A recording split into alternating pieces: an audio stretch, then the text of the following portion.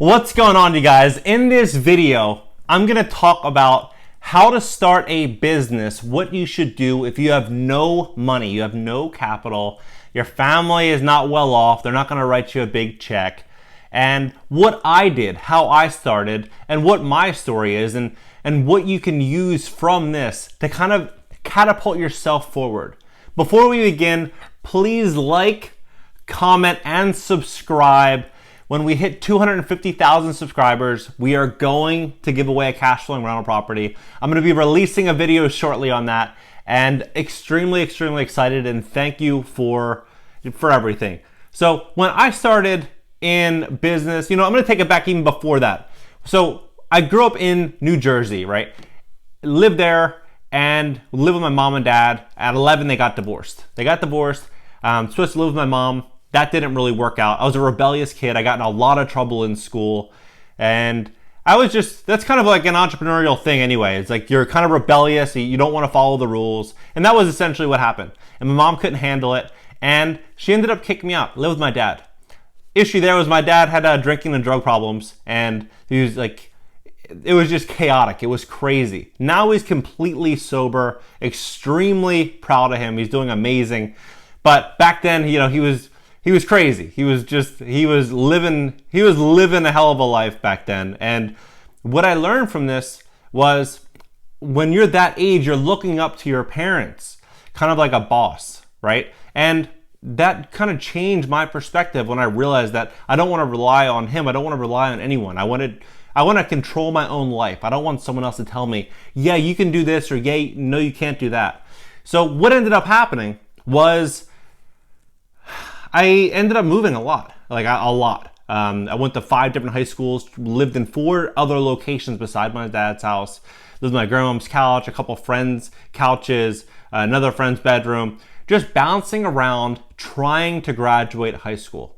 It was like the biggest fight that I really took on at that age. I mean, I was 13, 14, 15 at this time, as we were kind of like segueing into high school. And no one thought I was going to graduate high school. Not even like my mom started a family. No one thought I was going to graduate. And so this is where it gets interesting. And this is probably what a lot of you guys are dealing with, is people have these expectations on who you are and what you can accomplish.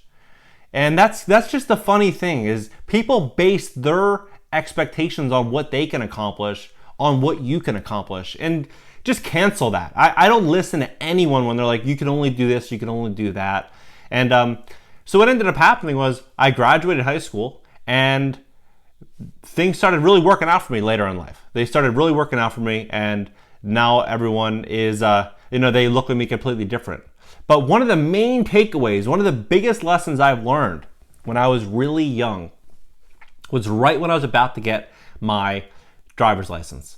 Really wanted to get a car. I only had like $300 in the bank, and I didn't know what I was gonna do. So what I did do was I started working hard. My dad saw that, and he's like, you know what? I'll match whatever you can save up. And this was like, as I was maybe junior year, he started kind of like getting his stuff together, and he's like, okay, I'll match whatever you can save. I'm like, okay, cool. So saved $1,200, and I thought, he took me to the bank. I thought he was gonna pull out $1,200 in cash and give it to me. So I was really excited. And we sat down with the clerk, and what ended up happening was he co-signed on a loan for $1,200. He didn't give me $1,200. He co-signed on the loan. And I was responsible for those payments. It was about $200 a month. And it was a learning experience. It was another kind of slap in the face of, don't rely on a boss, don't rely on someone to do something for you. And what ended up happening, at this point, I was working a pizza delivery job, and it was a commission. It was mainly a commission job, because I was getting like $3 an hour as like a base, and then I was getting tips. So doing this, and I hated it. I was using these Thomas Guide map books, the ones where you flip these huge pages. This is before Waze and GPS and all of that. And finding some of these locations was so hard, because you're flipping the pages, it's dark out. It was stressful. So one time I ended up getting lost for about 40 minutes trying to find this damn condo. I couldn't find it. Because it wasn't a condo, it was a townhouse. It was like a row of communities, and every single cul-de-sac looked the same. I ended up going back to the pizza delivery shop, putting the pizza on the counter and saying, you know what, screw this, I'm done, I quit. And the owner said, I've owned this pizzeria for 11 years and you're by far the worst hire that I've ever had. And we both shared a laugh. I walked out, and then it started really kind of like hitting me, like, what can I do now to make money?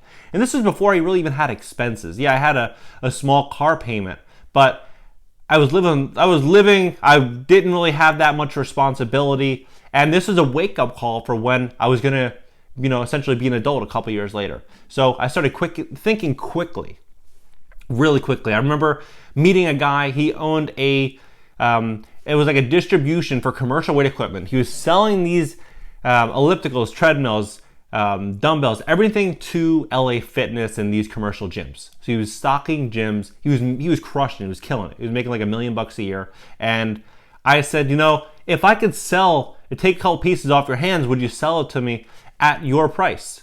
And he respected the hustle, and he said, okay, I'm going to sell it to you at the price I get it. So I would go in there, I'd clean them up, I'd spray them down, I'd wipe them down with rags, take pictures, I'd post it on Craigslist, and Craigslist in New Jersey, Delaware, Philadelphia, and New York.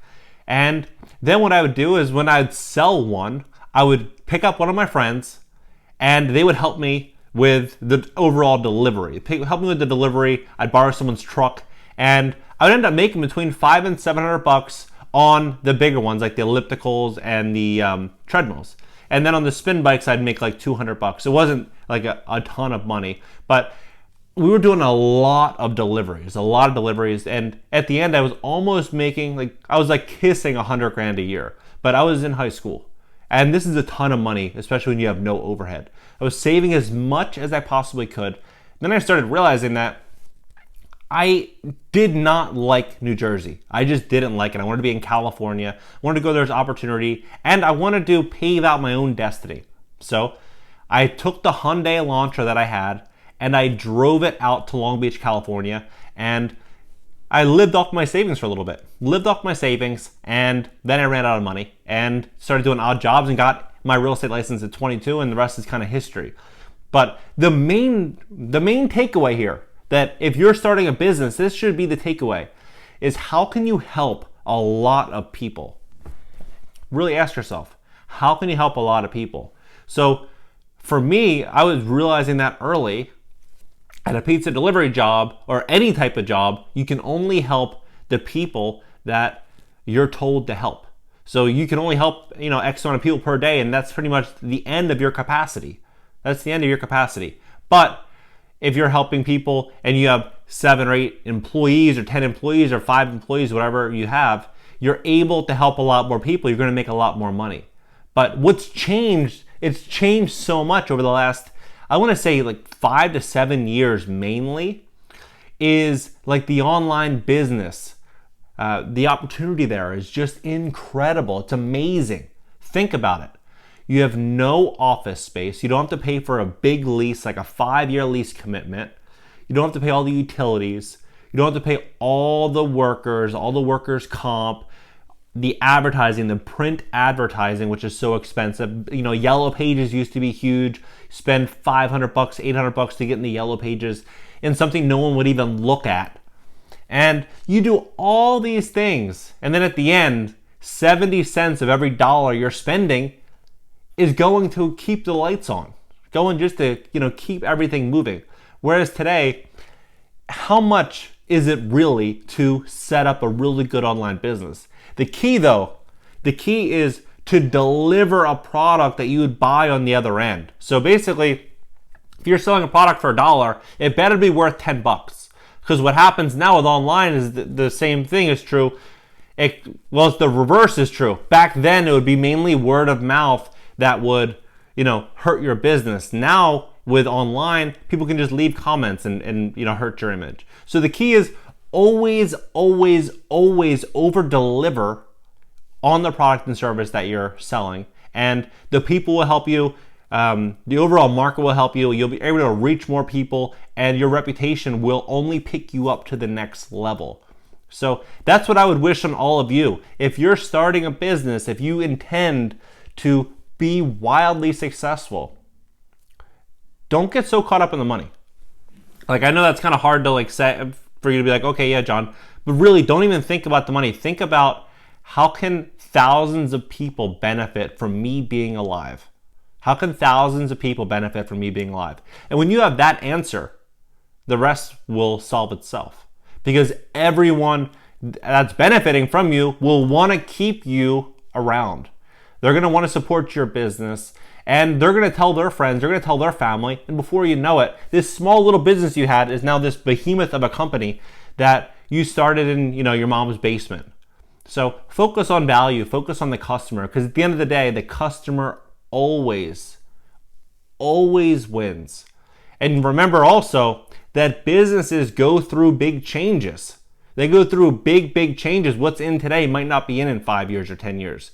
So always live in that constant state of like paranoia and fear that the money you make today probably won't be the same amount of money you make in 5 years. Because if the business is no longer there, even though most people think that it will be, pretend it won't be. And start stacking cash and putting money away, living below your means, and figuring out and asking yourself the main question: how much money do I need on a monthly schedule to where I don't have to work anymore?